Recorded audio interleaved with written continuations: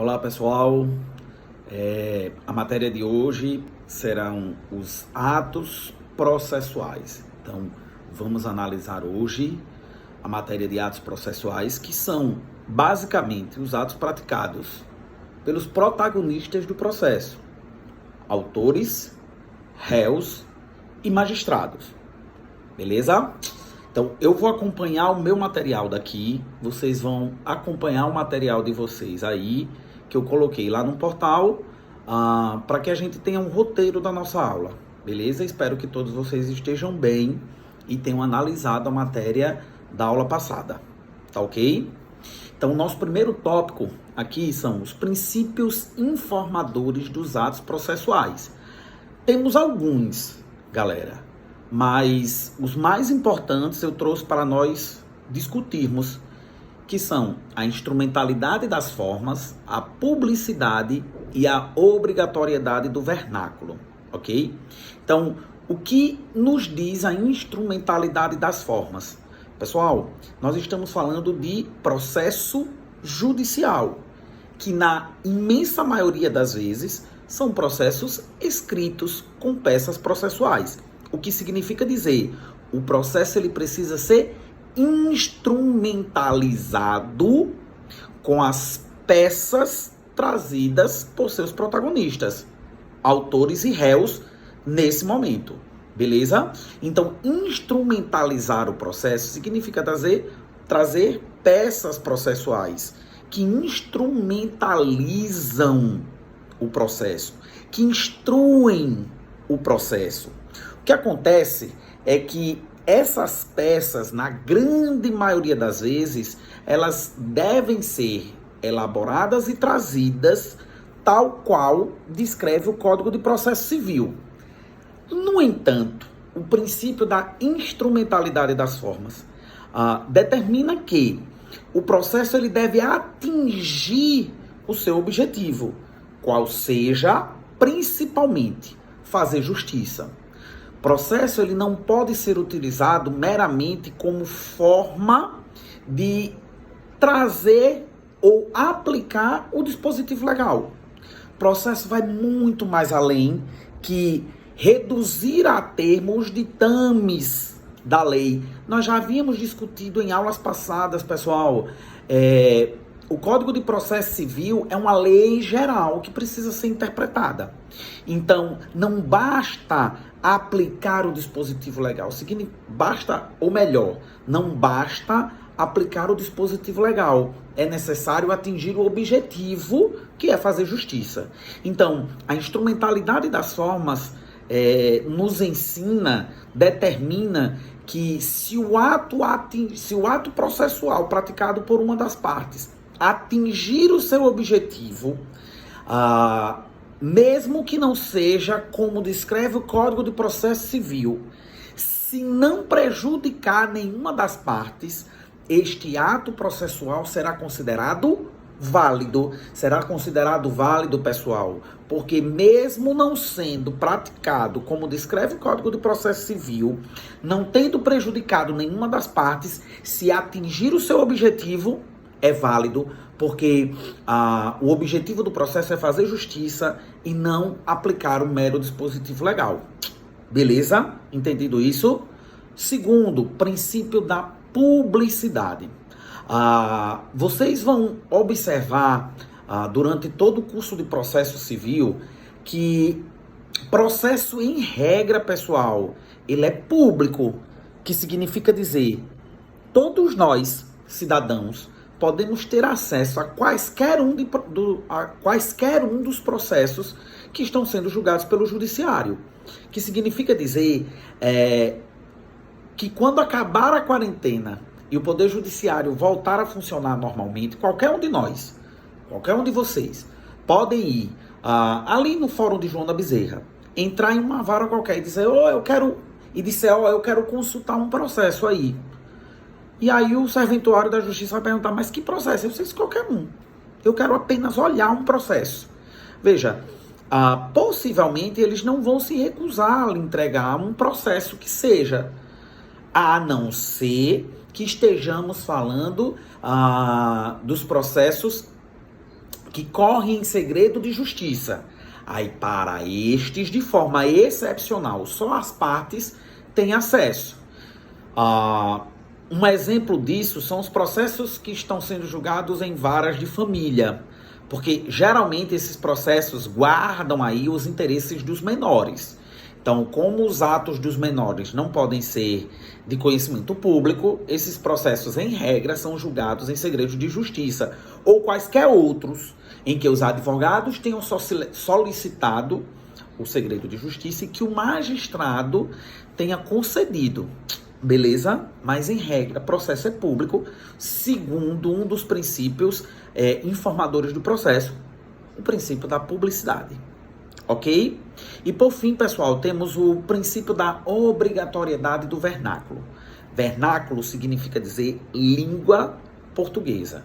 Então, quando o princípio da obrigatoriedade estabelece que os atos processuais devem ser praticados em língua portuguesa, estamos falando que as peças processuais trazidas pelas partes, elas devem ser descritas em língua portuguesa.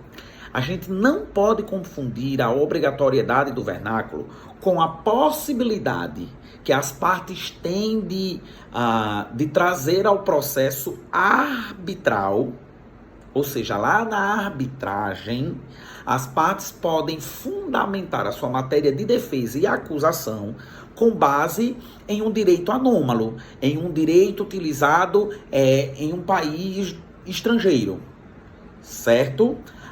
Mas isso acontece apenas para a arbitragem. Na arbitragem, que é uma das possibilidades de resolução de conflitos extrajudiciais, pode-se utilizar um direito estrangeiro. No entanto, para os processos judiciais, que é a matéria de análise de todo o nosso curso de processo civil 1, só é possível a elaboração de peça processual em língua portuguesa. Se for elaborada em qualquer outra peça, essa peça não será aceita. Beleza, pessoal? Espero que vocês tenham entendido, tá? E aí, dando continuidade, né? Os atos processuais no tempo referem-se ao horário hábil para a prática dos atos processuais. Isso significa dizer, pessoal, que existe um horário em que os atos processuais podem ser praticados pelas partes.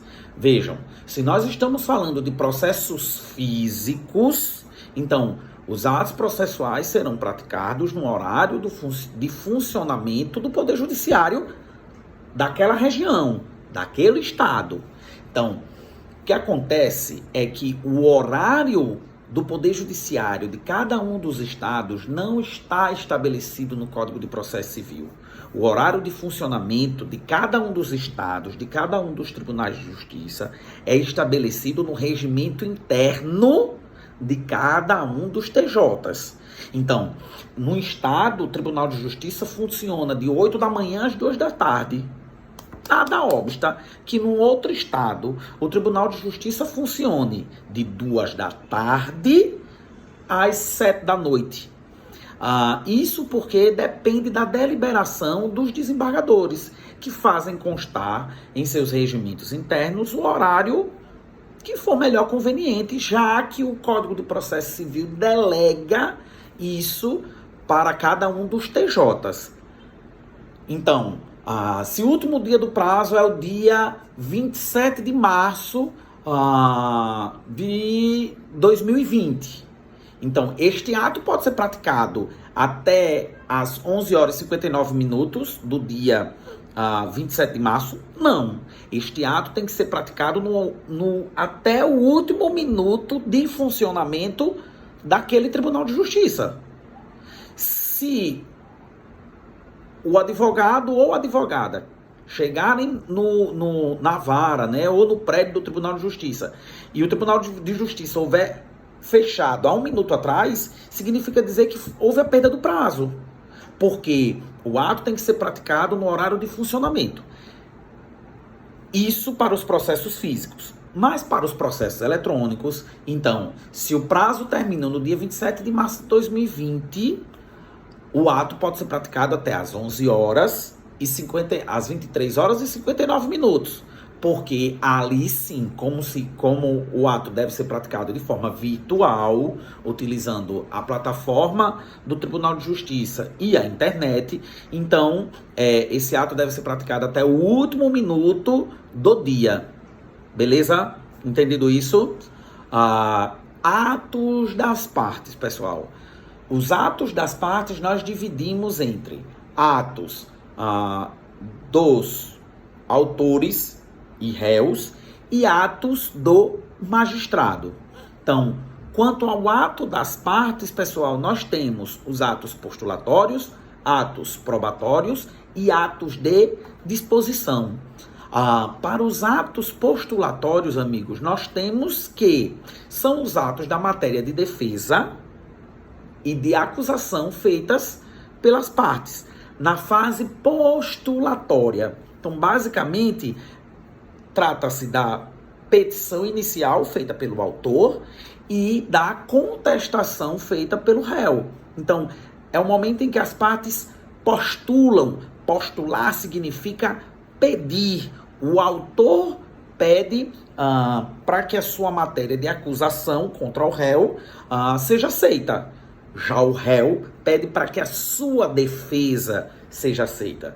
Então, atos postulatórios são os atos em que as partes pedem, de acordo com a sua matéria de defesa e de acusação, no início do processo.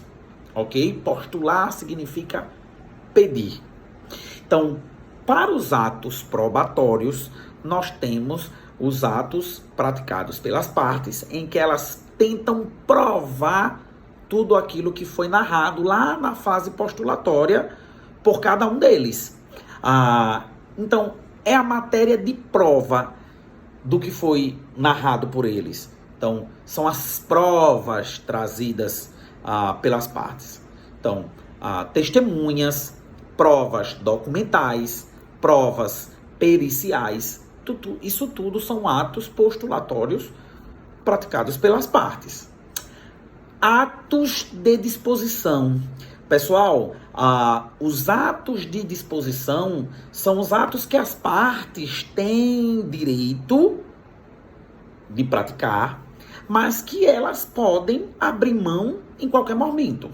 Então, os atos de disposição é a faculdade que as partes têm de abrir mão de algum direito que lhe é previsto no Código de Processo Civil. Por exemplo, quando a gente fala de um ato de disposição do autor, o autor ele pode renunciar à ação. Ele pode dizer, Vossa Excelência, não tenho mais interesse de continuar com o processo contra o réu. Abro mão do meu direito de ação. Isso é uma renúncia. Isso é um ato de disposição. É um ato que cabe, em particular, a cada uma das partes. Entendido isso? Beleza? Já os atos de pronunciamento do juiz ou dos juízes são divididos em despachos, decisões interlocutórias e sentenças. Vou dar uma pausazinha no vídeo e daqui a pouco a gente volta. Beleza?